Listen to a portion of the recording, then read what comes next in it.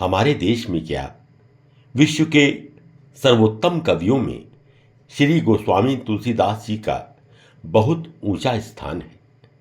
उनके द्वारा रचित श्री रामचरितमानस हर सनातन धर्मावलंबियों के यहाँ अवश्य पाई जाती है।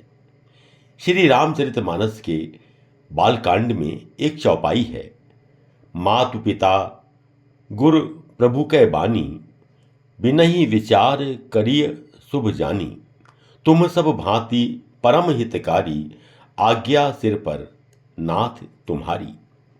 इसका अर्थ जहाँ तक मैं समझा हूँ ये है कि माता पिता और गुरु ये तीन ऐसे लोग हैं जिनके शब्द या जिनकी बात को बिना सोच विचार किए और बिना संदेह किए मान लेना चाहिए, क्योंकि ये हमेशा आपके लिए शुभ होती हैं और आपके लिए हितकारी होती हैं। पंडित प्रियधर जी भी हमारे परिवार में अत्यंत श्रद्धा के साथ गुरु के रूप में माने जाते थे। वह बद्रीनाथ के पास टिहरी गढ़वाल के एक छोटे से गांव के निवासी थे। मूल रूप से वह श्रीमद् भागवत कथा के वाचक थे, किंतु इसके अतिरिक्त भी रुद्राभिषेक, चंडी पाठ अथवा अन्य आयोजन भी पूर्ण कराया करते थे। मेरे पिताजी के साथ सन 1953-1954 में उनका संपर्क हुआ। पिताजी उनके स्वभाव एवं ज्ञान से बहुत प्रभावित हुए और उनसे गुरु दीक्षा लेना चाहते थे, क्योंकि ऐसे सद्गुणी, निर्लोभी और स्वच्छ विचारों वाले ज्ञान के सागर आचार्य मुश्किल से ही मिलते हैं। सच कहा जाए तो यह पूर्व जन्म के संस्कार ही हैं जो ऐसे लोगों से भेंट हो पाती है। लेकिन गुरु दीक्षा लेने से पहले ही सन 1960 में पूज्य पिताजी का स्वर्गवास हो गया। पंडित जी बड़े सादगी पसंद, मृदुभाषी और सरल स्वभाव के थे। उनके 2 बेटे थे। पत्नी का देहांत हो गया था और उनके घर में बड़ा ही धार्मिक और आध्यात्मिक माहौल रहता था। पिताजी ने कई बार चंडी पाठ, यज्ञ अनुष्ठान, रुद्राभिषेक आदि उनसे कराए। पिताजी इस प्रकार के अनुष्ठान कराते ही रहते थे जिसमें पंडित प्रियधर जी आते थे।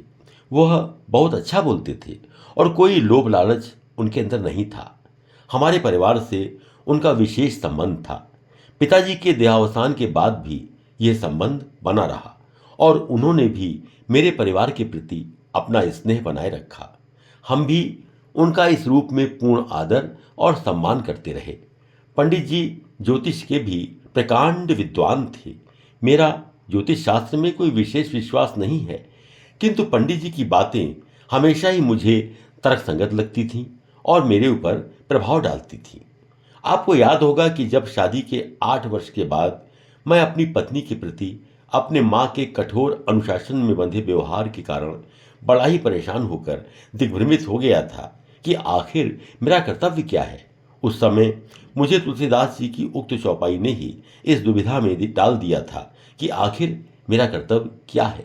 अगर तुलसीदास जी कह रहे हैं कि माता पिता के वचन को सदैव बिना संदेह के मानना चाहिए, तो फिर वह स्त्री जो आपके घर अपना सारा परिवार छोड़कर, अपने सारे संबंधों को तोड़कर आपके परिवार का हिस्सा बनी है और आपने उसे पत्नी के रूप में स्वीकार किया है, उसके प्रति आपका क्या कर्तव्य है। इस बात को स्वीकार करने में मुझे कोई संकोच नहीं है कि मैं विवाह के बाद 8 वर्षों तक माताजी के तो अनुचित आदेशों का भी पालन करता रहा, लेकिन अपनी पत्नी के प्रति जो कर्तव्य थे उनके निर्वहन में मैं हमेशा ही पीछे रहा। जब मैं बड़े ही पशुपेश में पड़ा तब मैं पंडित जी के पास गया और उनसे पूछा कि पंडित जी, आपने मेरी जन्मपत्री कैसे मिलाई है। तब पंडित प्रियधर जी ने जवाब दिया कि तुम्हारी और मालती की जन्मपत्री तो बहुत अच्छी मिली है, लेकिन मैंने मालती की जन्मपत्री तुम्हारी माँ से थोड़ी ही मिलाई है। ये सब परिस्थितियां तुम्हारी माँ के द्वारा उत्पन्न हैं। उन्होंने मुझे मार्गदर्शन देते हुए कहा, मेरा स्पष्ट मत है कि अगर तुम्हारी माँ तुम्हें अपने लिए कुछ करने के लिए कहती हैं तो सहर्ष उस कार्य को करना चाहिए, लेकिन यदि तुम्हारी माँ तुम्हें अपनी पत्नी के प्रति कर्तव्य से विमुख करती हैं तो उसे नहीं मानना चाहिए। ये बात मेरी समझ में आ गई। इसके बाद भी जब भी कभी कोई भ्रम की स्थिति आती थी तो मैं पंडित जी से सलाह लेता था, और शायद ये उनके मार्गदर्शन का ही प्रभाव था कि घर छोड़ने के बाद भी मैंने माँ के प्रति अपने व्यवहार में कोई परिवर्तन नहीं आने दिया। उनके प्रति सम्मान, आदर, निष्ठा और समर्पण पहले जैसा ही रहा, और इसी सोच के चलते मैं उन्हें 2 बार तीर्थ यात्रा कराने को ले गया।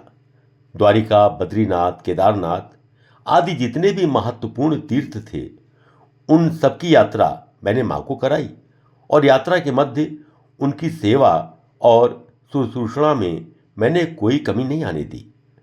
आज पंडित जी हमारे मध्य नहीं हैं, लेकिन जब भी कोई भ्रम की स्थिति आती है तो मैं हमेशा यही विचार करता हूँ कि अगर पंडित जी होते तो ऐसे में मुझे क्या सलाह देते, और कुछ देर विचार मंथन के बाद मुझे रास्ता मिल ही जाता है।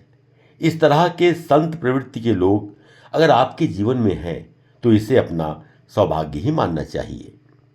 पंडित पिनेधर जी एक बार वर्ष 2002 में मेरी हीराबाग कॉलोनी दयालबाग पर पधारे थे। मैं और मेरे दोनों बेटे आदित्य और आलोक भी मेरे साथ बैठे हुए थे।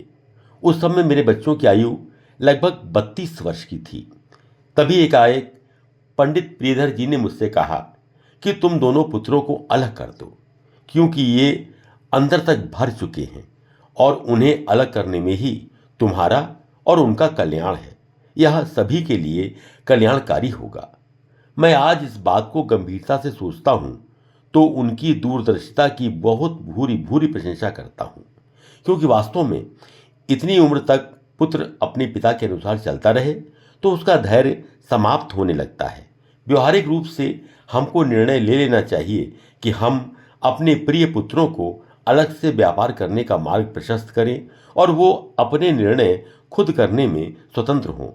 पंडित प्रियधर जी का ये विचार बहुत आगे की सोच रखता है और हम सबके लिए और पाठकों के लिए भी एक सही दिशा दिखाता है।